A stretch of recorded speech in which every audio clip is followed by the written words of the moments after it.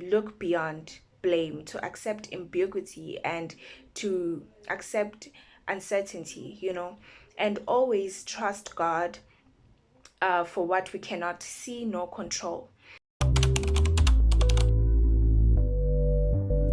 Soften up the mess, drop it in the water, let the daughter find her image with the rest. She'll be learning how to breathe, spinning through identity. Hi everyone, my name is Nono and welcome back to my YouTube channel.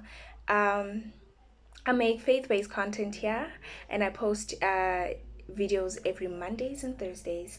If you're new here, welcome, and if you're returning, welcome, and thank you guys for tuning in. I really hope you enjoyed what the word has for us today, and I really hope that it moves you spiritually.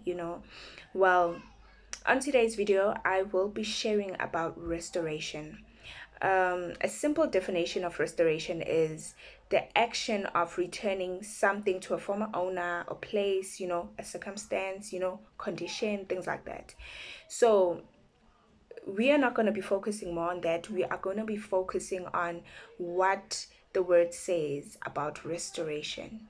Yes, so firstly, I want us to read in the book of Psalm 71, verse 20 through 21. Well, it reads, You have caused me to have many bad troubles, but you will make life strong again. You will lift me back out of the deep hole under the earth.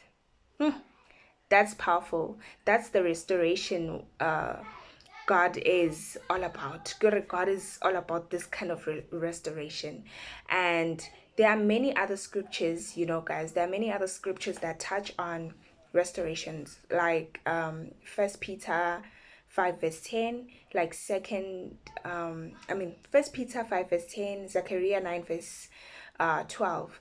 I'll just touch on those two. So this word, which is Psalm 71, it takes me back to when I needed God to restore my peace. I felt so angry. I felt like I've been so angry at so many things in my life. I didn't realize how angry I was until God actually removed me. He removed me from all the noise so that even when I prayed, I could hear him. He removed me and I was just there, and that's when I realized I needed Christ more than ever, because the things that I thought were bringing me joy, there were things that weren't actually bringing me joy. There were things that were actually taking away the joy from me, so that I can be left drained, tired, angry, and felt miserable. But God restored my peace after I realized that I needed him. He firstly removed me from everything, and then I prayed. When I started feeling isolated, I felt like, no, man, everything is just changing. I'm no longer interested in this. I'm no longer interested in that. What's going on? I started praying. I started praying a lot, and I could hear his voice. He would tell me, there's a thing. He would actually point out certain things in my life. He'd say, no, man, this is what's really taking away your joy. This is what's really making you feel the way you are feeling.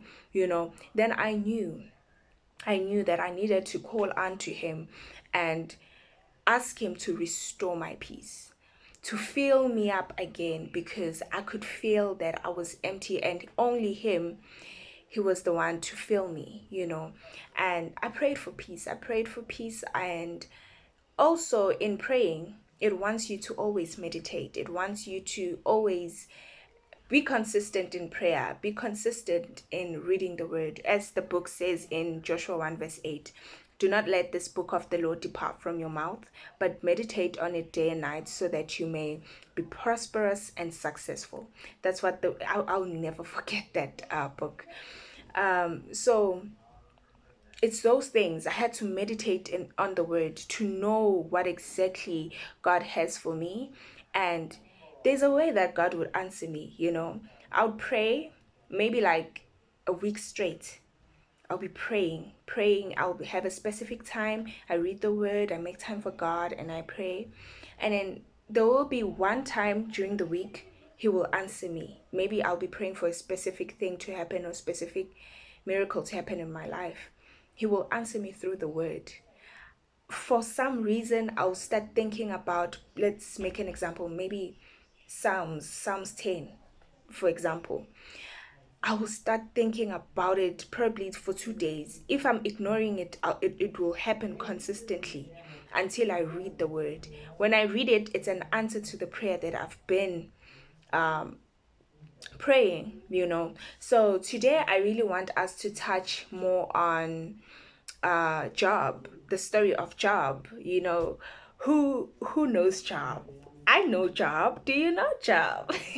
I want us to touch on that and see the miracle and see how God restores our peace. He restores everything that we have lost.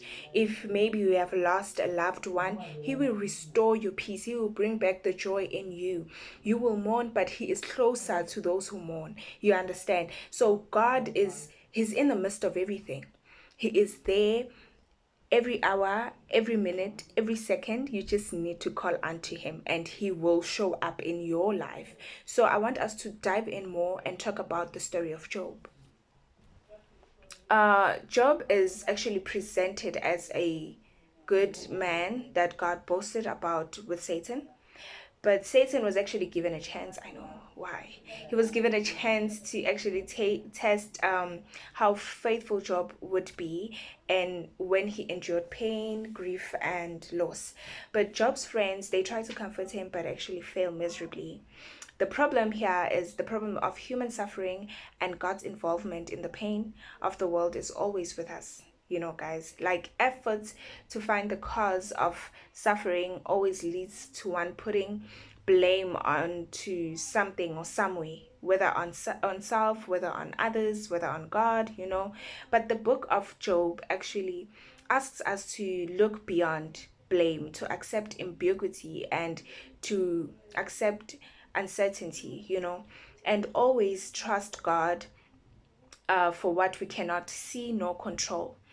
So I just want to close by reading Job 42, verse 12. After this, the Lord blessed Job more than in the beginning of his life.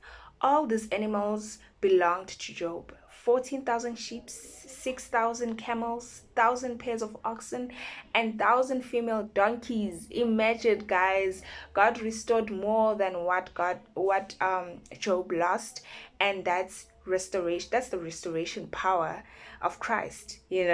And yeah, that's it for today, guys. I really, really hope this video has moved you spiritually. Always remember that Christ will restore us. He will restore you in any circumstances that you are faced with. Thank you so much for watching. God loves you and I love you too. Bye. As I go down this road, can't keep going